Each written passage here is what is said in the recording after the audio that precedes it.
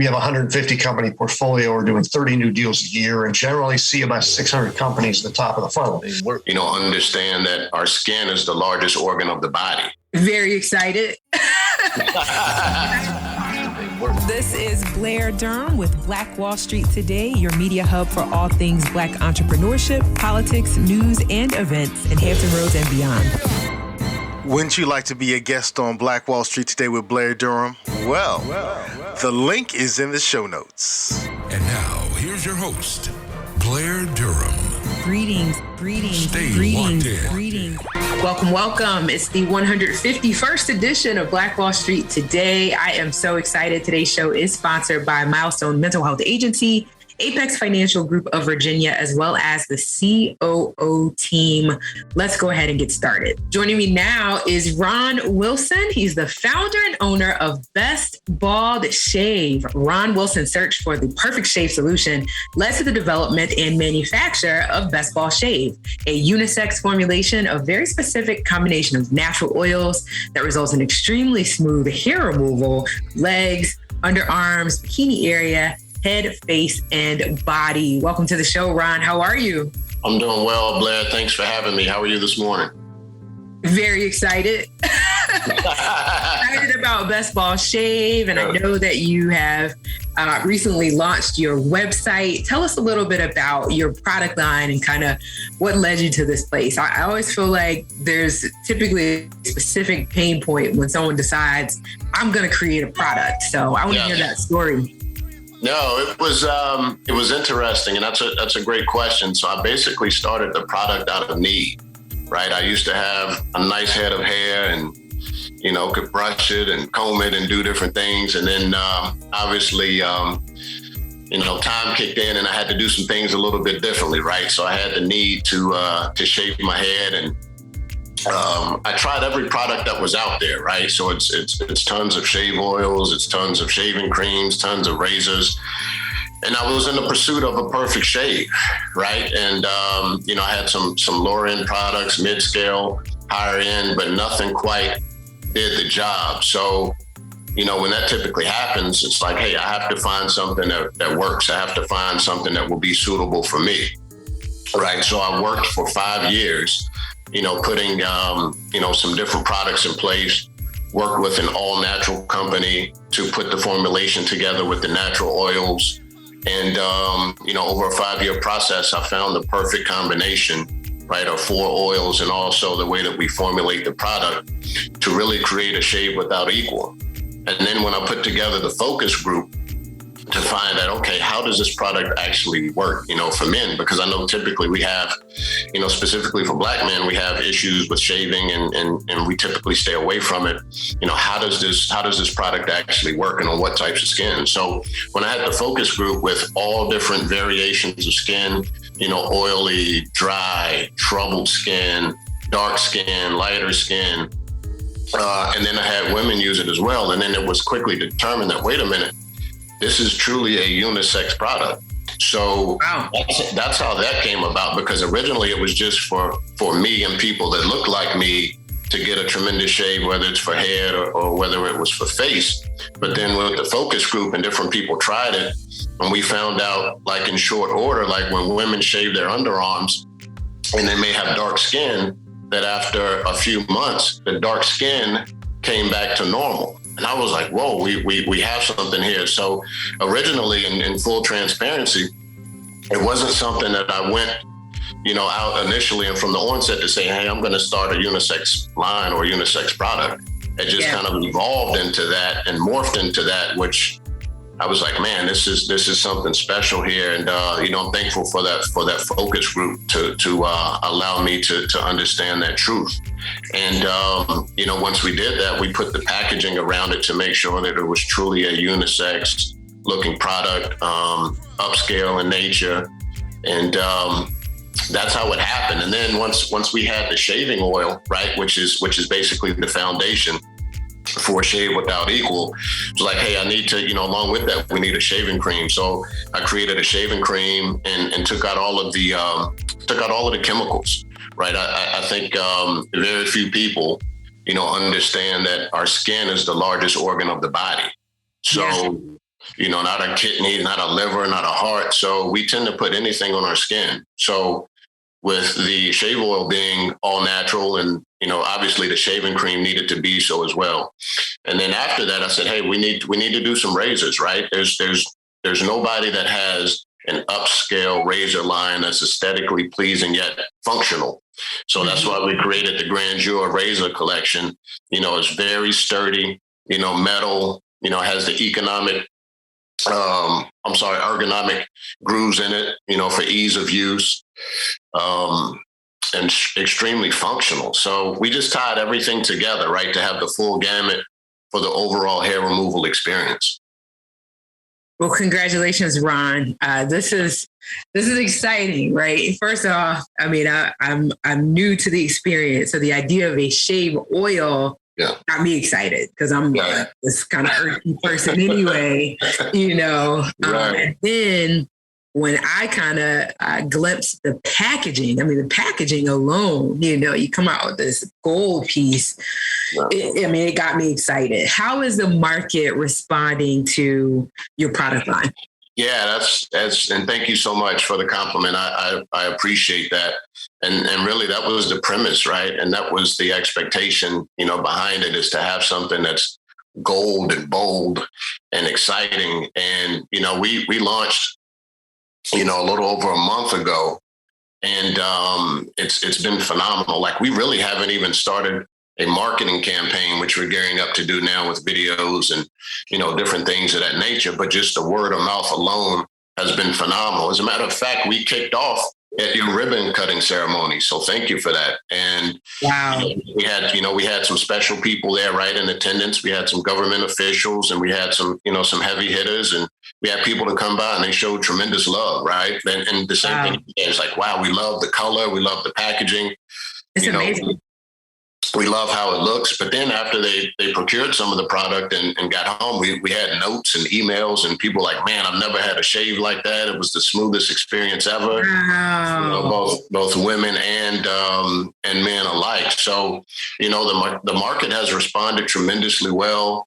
We've had some tremendous growth, right? And just this, little over a month, like, where, sales are consistent and people are catching on, and, people are talking about it. So, it's exciting, and we're just glad to be able to do so. My second commendation is around your execution, right?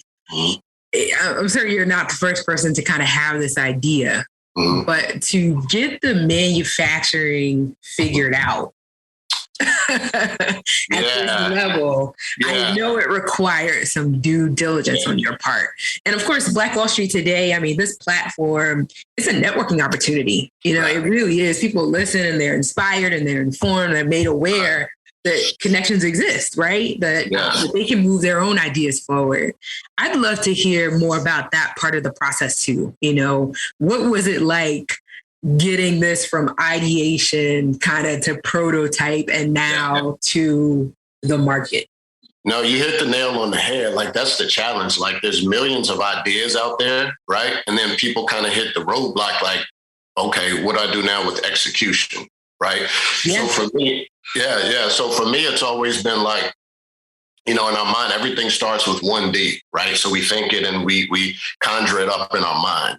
Like, what does this look like in my mind's eye, right? And then we take it to 2D, right? So 2D is, okay, let me put pen to paper. Let me figure out exactly what I want this to look like from my mind's eye. And then the last piece is 3D, right? Bring it into physical reality. And I think that's what you're asking about there. Like, how do I bring this to a realized construct and make it a physical product? So, thankfully I've been doing business for quite some time. I have a finance background, banking background, sales and marketing background.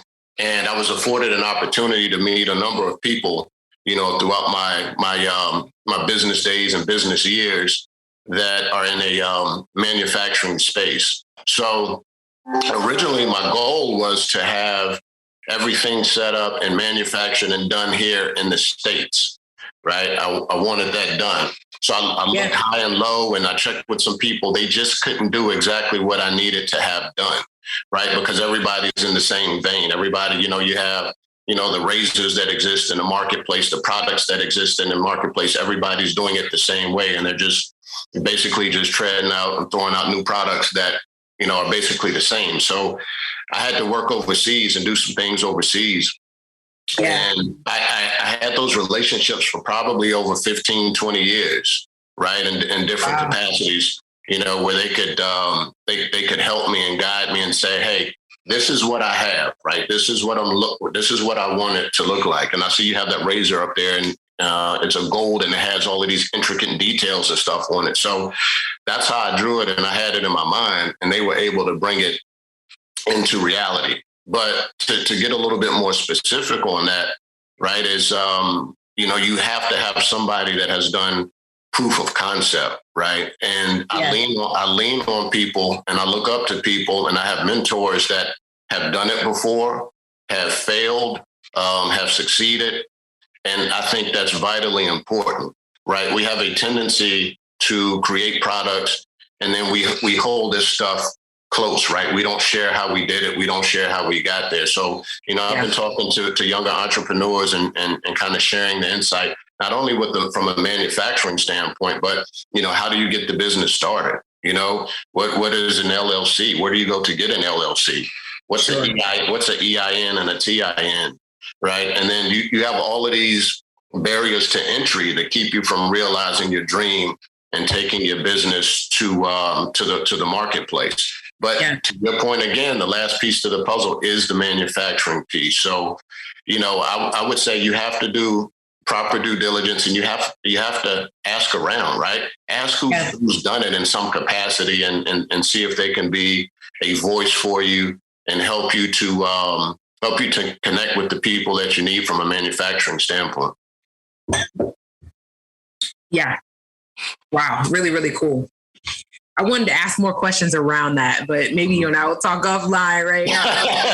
Because that's a code that we crack, really. But I guess I'm wondering, where do you see Best Ball Shave? I mean, now that we understand, and I think we knew initially, there's definitely a need in the marketplace. We can look at men's faces, right, with the bumps and so forth. We can tell there's a need in the marketplace, right?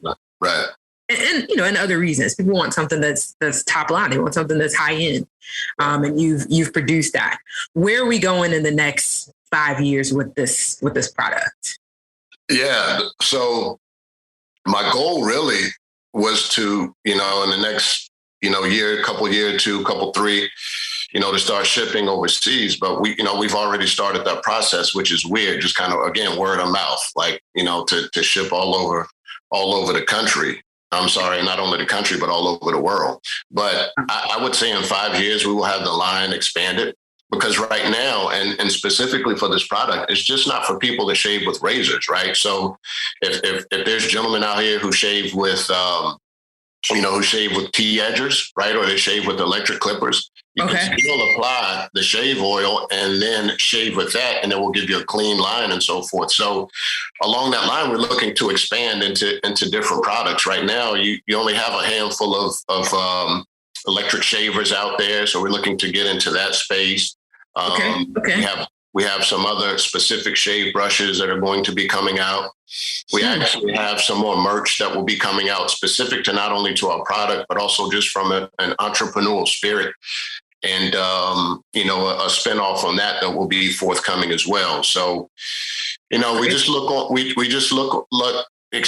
forward to saturating the market, right, with this product. And really, as our tagline says, and as I always say, we make the best unisex hair removal products in the world. And to me, it's just to just about letting everybody know that. And then, really just take over the space, from a hair removal standpoint, and let people understand how efficient the product is, and just have staying power, Blair. Yeah. bestbaldshave.com. Yes. Just like it sounds. bestbaldshave.com. Now, Blair, I will say this, because, and nobody's really, it's interesting, the name. Some people will look at the name of the shave oil and they will be like, why in the world would you name something so crazy? Right. And I tell them, when you feel like, and when you know you have the most impactful product, it must have the most impactful name. Because let's be honest, there's not any product in the marketplace, that's going to have 100% buy-in. So you have a limited scope and target anyway. But what I wanted to do is everybody's going to know about the name. Everybody's going to know about the product. Whether they like it or not, they're still going to talk about it. Now, I haven't had anybody except for my mother to say, hey, I'm not really saying that. I'll give you the first 3 names, but I'm not saying the last name, right? But it's a conversation starter, right? And it's something that's either going to draw people in or people are going to be like, no, that's crazy. But to me, we just needed an impactful name because this stuff here does give you the best ball shave you've had, the best ball legs, the best ball bikini area, the best ball underarms, the best ball face, head, and body. So it's that impactful. So the name needed to be as such. I get it. bestballshave.com. Definitely take a look at the oil, the shave cream, the Grandeur razor collection, as well as the merch. Ron, are you also active on social media at all? Yes, so we can be found at Best Ball Shave on Twitter, on Instagram, Facebook, and we have a heavy presence there. And then I'm Ron Wilson Official on Instagram as well. Okay, awesome. Any particular promotion that you want to share that you might kind of have going on to get folks incentivized and enticed to go ahead and make a purchase today? Yeah, no, what I will tell people is, invest in yourself and invest in your skin. Like we have. I love what you said when you referenced the fact that the skin is the largest and in a lot of ways the most kind of vital organ. Right. Right. But we don't always I've become a label junkie. I mean, I definitely, I feel like what's on the back of the label should actually be what's on the front. Right. Because I want to know what it is that I'm doing, what it is I'm utilizing. So I appreciate it. Definitely hearing from you that, the products are all natural and so forth. What can you talk a bit about kind of the oil formulation? What are some of the key oils that you're using? Yeah, so there's basically 4 oils, right? So you have vitamin E oil, you have avocado oil, you have rosehip oil, and you have jasmine oil. So all of those play a vital role in skin vitalization and really keeping your skin where it needs to be. But most importantly, it's the formulation. I won't get into the specifics on the difference between, the formulation of this and anything else that may be out there similar in nature from any type of pre-shave oil or something like that. Because, obviously they'll start doing what they're doing. But if you try anything else that's out there and then you try this, there's a tremendous difference, not only from an ingredient standpoint, but also from a formulation standpoint. Mm-hmm. So, with that being said, and I was saying a few minutes ago, invest in your skin, right? We go out for dinners and spend $100, $150. We have purses that cost $800, $1,200. Mm-hmm. Shoes the same, right? And then, we'll go out and just put anything on our skin. We won't even invest $30 for something that's going to keep your skin healthy, have your skin smooth, give you, the best hair removal experience you've ever had. So, I encourage people to do that. And also another thing we're interested in terms of giving back. So, Blair, we talk about entrepreneurship, right? We talk about business. Yeah. And that's really where I want to take the conversation. We got about 3 minutes remaining. Yeah. I always like to ask entrepreneurs that are kind of where you are, what advice they would give to somebody that's trying to get there. You know what I mean? Because I think there's such a misconception about the world of entrepreneurship that somehow, is going to be easier than working for someone else. Right. No. Could anything be further from the truth? Yeah, that's it doesn't get any more opposite than that. My advice for anybody, and I can't tell anybody what to do. I can only tell you what worked for me. Yeah. What worked for me is the first thing that I did is I changed my diet. So when I changed my diet, and believe it or not, I had clear thoughts. I had clear understanding. I could see things in my mind's eye, what I needed to do, where I needed to go, how I needed to execute it. That sounds about right. Yeah, right. So I eliminate just trash out of my diet. So I have more clarity there. The next thing I did is I turned the TV off. Right, because the TV just prevents us. It's an excuse to get us through the night or get us through the weekend before we have to face reality that Monday. No, but it's a good point, Ron, because at the end of the day, it's still a part of our diet. Whatever it is that we're consuming, right? Whether we're eating it, watching it, you know what I mean? It's still consumption. So go ahead. Yeah. So with that, what I did is at the same time that I was spending with the TV, I spent teaching myself on everything that I needed to know from a business perspective. So I taught myself WordPress and how to build this website. So I built this website from scratch myself. Very nice. I taught myself Photoshop CC. So all of the pictures, everything from everything. I taught myself how to do, Photoshop. I taught myself photography, how to take the pictures, right? How to implement that. I taught myself how, and I'll talk about this right before we get off, and that's going to tie into how I'm trying to help people. But I taught myself how to set up an independent affiliate program, right? So I taught myself every aspect of what I was trying to do from an e-commerce standpoint for two reasons. One, if you don't know how to do it, you have to pay somebody to do it. And that's okay because you have great people to do it. But number two, nobody can really bring your vision to light like you can. I don't care how you articulate it, how you position it. Nobody can really bring it to life like you did. So I replaced all of that TV time, Blair, with what I was doing. And over these past, 4 or 5 years, I was spending that same time on YouTube, reading books, learning exactly how to master what I was looking to do. So I tell people those two things what I did. No, I was just saying kudos, because what I hear you saying is you developed discipline, right? And that's kind of what got you there. Wow. Unfortunately, we got to wrap up. I feel like we've just gotten started. We got about 30 seconds remaining. Bestballshave.com.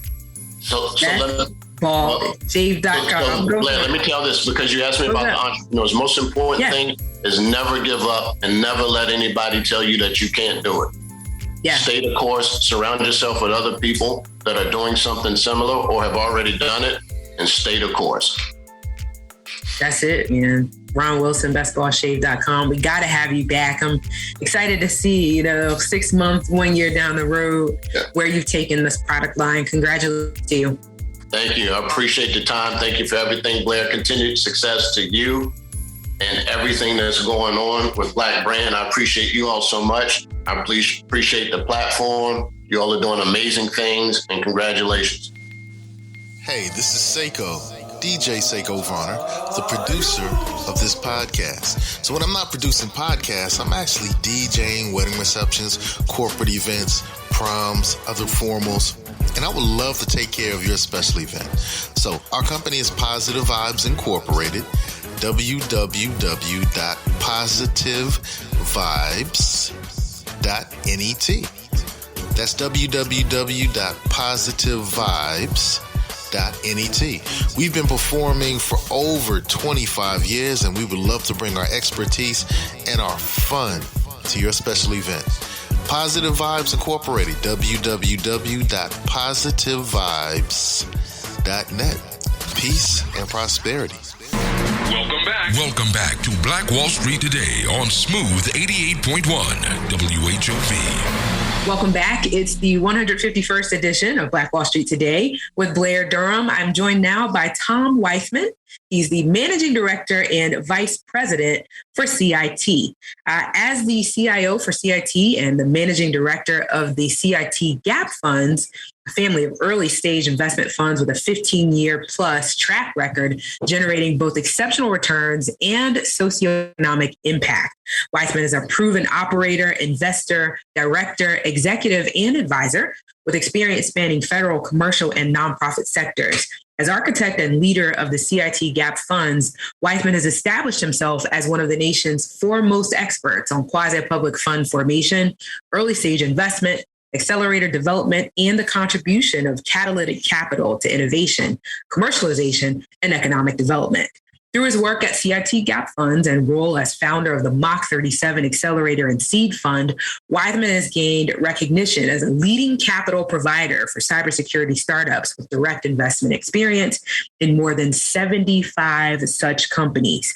Among the companies in which Weithman has been an investor or served as board observer are NormShield, Security, Huntress Labs, Ostendio, Adlumin, and DiviCloud. In 2018, Weithman formed the Virginia Founders Fund, an impact fund providing first-time capital to female and veteran founders of color, and startups in traditionally underserved geographies within the Commonwealth of Virginia. Under Weithman's leadership, CIT Gap Funds has placed more than 200 equity investments in emerging tech, life science, and clean tech companies, leveraging more than $1 billion of private capital into CIT Gap Funds portfolio company balance sheets and propelling several companies to exit. CIT Gap Funds has been acknowledged by Entrepreneur Magazine, CB Insights, and the Association for Corporate Growth as one of the nation's leading early stage ventures. Weithman serves as director of the Mid-Atlantic Venture Association and the Northern Virginia Chamber of Commerce and is a member of the Fairfax County Economic Advisory Commission. Welcome to the show, Mr. Weithman. Thank you so much for being here. Thank you, Blair. Delighted to be here with you this morning.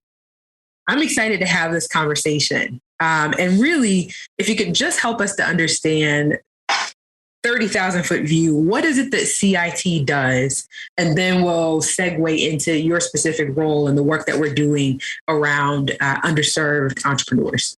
Absolutely. So CIT, or the Center for Innovative Technology, is a 30-some-year-old initiative, an almost 40-some-year-old initiative in the Commonwealth of Virginia that has, since inception, been aimed at cultivating the next generation of technology, technologists, and technology companies in Virginia. So think helping to build for Virginia's future through, the technology channel, bringing technologies out of universities, out of larger companies, starting new companies around them.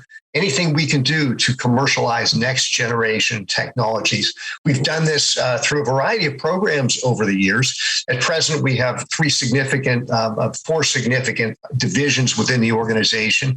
The CIT Gap Funds is the direct investment instrument or the venture capital arm of the organization through the investment division.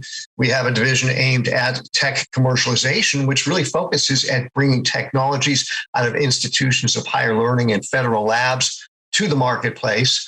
We have a new division over the last year or so, the Entrepreneurial Ecosystems Division, which assists regional organizations that abet the efforts of technologists. So think angel groups, accelerators, university centers of excellence aimed at entrepreneurship. And finally, we have the Strategic Initiatives Division, which is kind of looking over the horizon and what technologies are coming next and seeing how we can map those into Virginia's economic future.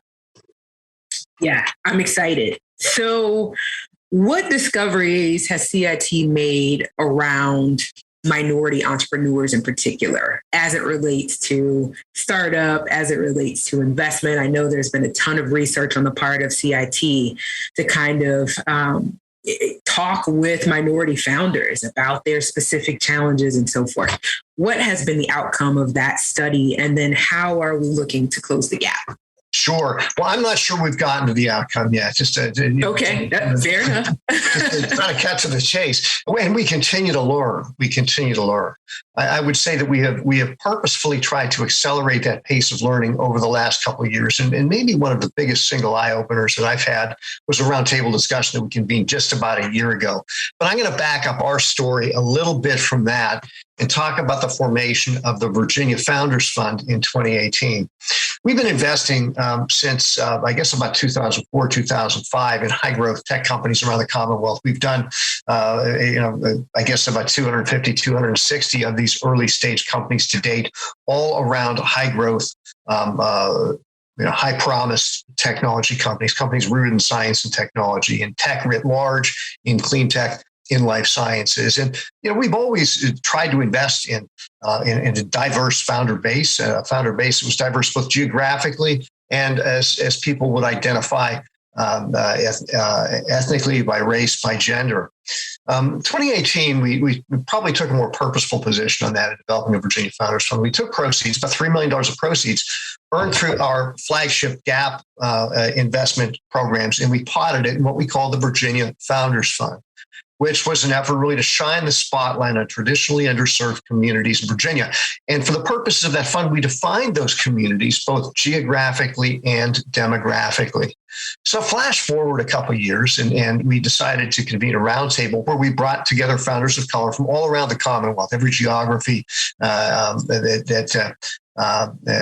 Virginia. We brought 25 individuals around a table to try to listen to and develop a little bit more sensitivity to the specific challenges that founders of color faced in forming and getting capitalized their high growth technology companies. And it was interesting. And I can share with you a couple of the key findings. And, one thing. I think I was on that call, actually, Tom. I think you were.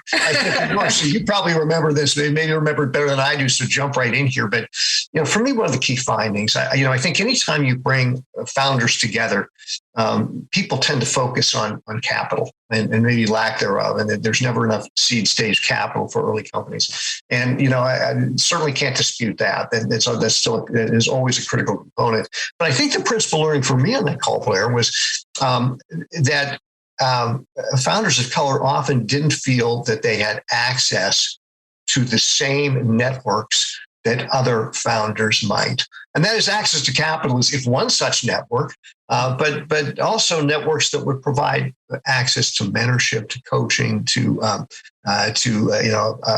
path to customer access that other founders didn't feel they necessarily had.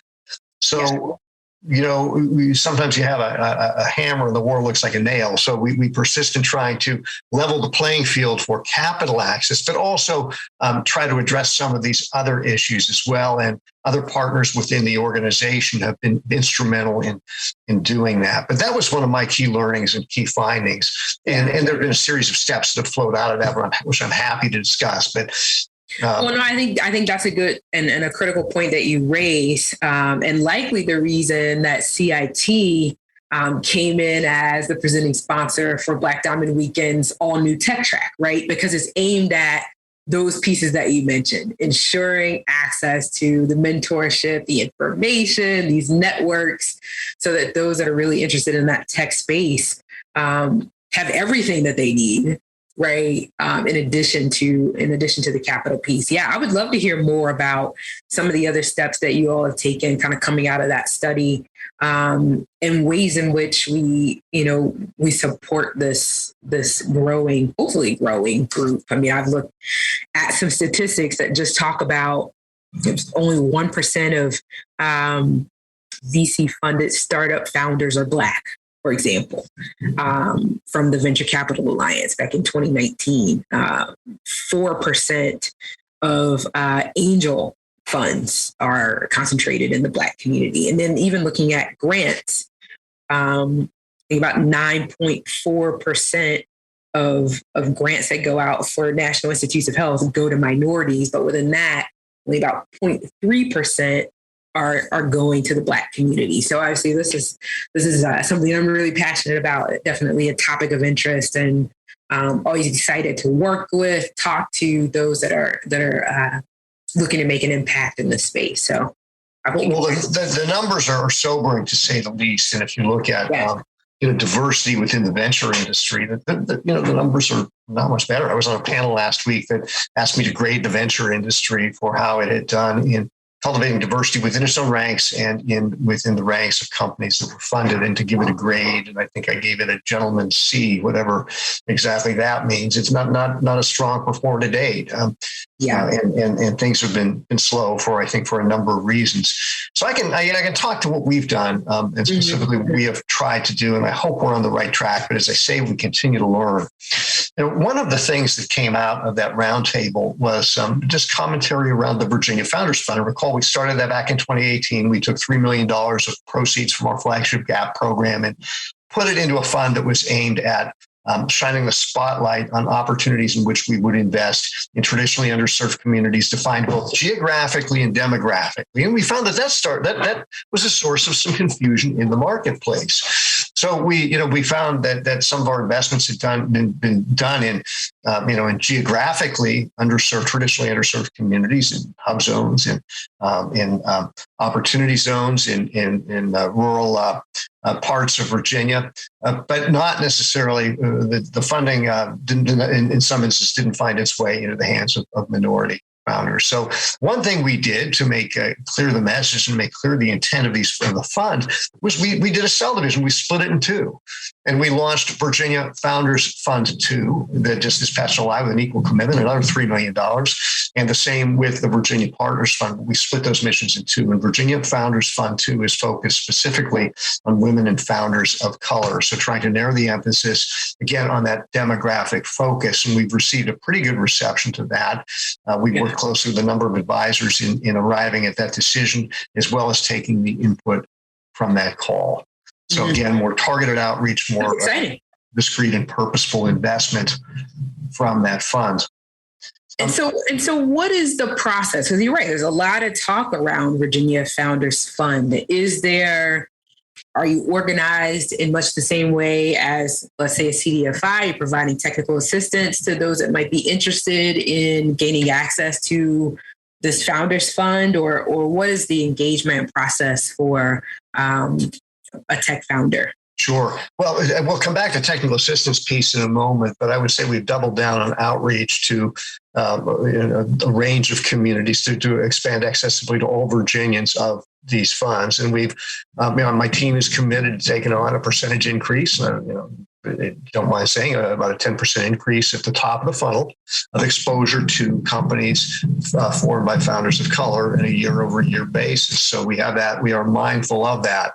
And, we believe that is a team emphasis. I think so often, or too often, I think that, fund will, make certain hires to address certain populations. We don't see it that way. We think that this is a team mission to reach out to all founders in the Commonwealth. And we've taken on our own goal to increase that. Another thing that we've done to help us get a check on that, we have, as part of our process, we have built in a self-identification. And of course, this is purely opt-in. If people, we use GUST as our intake mechanism. You may be familiar with that. It's a CRM that's commonly used in angel investing. And we build in some optional fields if people want to identify by gender, by race, by ethnicity, by geography, whether they're in a hub zone or federally recognized low-income area, they can check that box, but they need not. But that gives us at least some way of a rough order of magnitude measurement of how we're doing with outreach and the companies that we are bringing in as a result of connections we're trying to make and of cultivating a broad range. But in terms of engagement, most of our investment prospects come either from our outreach, our active outbound outreach to the entrepreneurial community in the Commonwealth. We've expanded that to include organizations where we are more likely to find or where we may find concentrations of Black founders. So we have a special outreach effort to HBCUs. We work closely with a program at George Mason that is developed in tandem with the SBDC system. That's called the ICAP program. Oh, yes. It helps us in that regard. We have an outreach effort with the Northern Virginia Black Chamber of Commerce, with other organizations that around the Commonwealth as well, in an effort to increase our visibility and exposure to all founders. But the intake process is pretty straightforward. We'll guide an entrepreneur that we meet toward GUST to include their executive summary, their pitch deck, all the information we need to take on an initial meeting and to vet the company. And then we have a fairly structured diligence process that we've been running for a number of years. In terms of the technical assistance piece, that's a great. I want to caution you. We've got about 3 minutes remaining in our segment. I know we're getting started. No, I know I could go on all day. So I know, and I could too, but we'll make sure we do a second call, right? Because this is good stuff. But go ahead. Sure. In terms of technical assistance, I won't say that we've completely broken the code on that. We tend to rely on partners because we are a small team. We're 5 investment professionals, and we have a 150 company portfolio. We're doing 30 new deals a year, and generally see about 600 companies at the top of the funnel. So it's a tall order. We tend to focus on investment in the portfolio, but we build up a strong referral network, including ICAP, the SBDC system, accelerators around the Commonwealth. that are committed to helping companies build. We also have very strong believers in the SBIR program. We have a gentleman within CIT that's dedicated to that, and now the new Entrepreneurial Ecosystems Division. So we're surrounding ourselves with friends that can help us to build company capacity. Let me ask this question in the 2 minutes we have remaining, Tom. What types of company? People hear tech, they hear, it may not mean anything. When you think about the companies that tend to receive these gap funds or that tend to be successful through your programs, what types of companies are they? Sure, they are generally product-oriented companies, although we will also engage with tech-enabled services if the margins can sustain downstream investment from angels or VC. They're life science companies, they're clean energy companies. So within tech, think software, think SaaS plays, think IoT. We've done a lot of cybersecurity, we've done a lot of data analytics, and we've done various deep tech applications as well. But that generally, I would say there's a product component to it, and technology is a barrier to entry with the companies that we see. Awesome. Man, I've got some folks that I need to get in front of you. Okay. I'm excited. Thank you so much for this call. I know that CIT is undergoing a rebrand. If you want to share the website details or folks can kind of get a hold of the process, please do that. Will do. You can still find us at CIT.org, and you'll find word of our rebrand where we are supporting, as of the last General Assembly session, the Virginia Innovation Partnership Authority. We've had a swap out of authorities. We remain the managing partner. And as you mentioned, we are going through a rebrand from CIT to the Virginia Innovation Partnership Corporation to align with the new authority. Awesome. CIT.org for now. CIT.org. Thomas, thank you so much. Wow, you are a wealth and just refreshing for me to have a conversation with you. Appreciate your scope and your breadth on this topic. So definitely, we'll be setting up another interview for sure. Excellent, Blair. I look forward to that. And looking forward again. Thank you all for coming in as the presenting sponsor for that tech track. We're excited to partner to do programming on this level. It's going to be great. So thank you. You bet. Thank you very much. Fantastic show. Thank you all so much for tuning in to Black Wall Street today. Again, bestballshave.com, CIT.org. Get the information, blackdiamondweekend.com. We've got about 20 in-person seats remaining. So if you want that in-person experience, make sure you visit the COVID-19 tab on the Black Diamond Weekend website. Read up on what it is that we have implemented. That policy is super important. But mostly, we thank you for tuning in to Black Wall Street today, where we're building minds, building connections, and forging the path ahead toward business success in the Black community. We will talk next week. This show was brought to you by the consulting services of Positive Vibes Incorporated.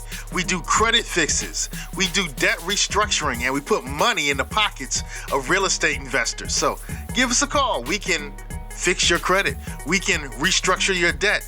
And if you're a real estate investor, I would love to put thousands of dollars into your pockets. 757-932-0177. That's 757-932-0177. Phenomenal. Stay with us online at Black Wall Street Today on Facebook and Black Wall Street Today on Instagram, and then follow us on Twitter as well at BWS Today. We look forward to talking again next week. Have a wonderful week. I have said, and I will continue to say, that the most important priority for the Black community is the Black community, not a particular political party. Phenomenal. Hey, yo, when I say Black, you say Wall Street. Black Wall Street. When I say Black, you say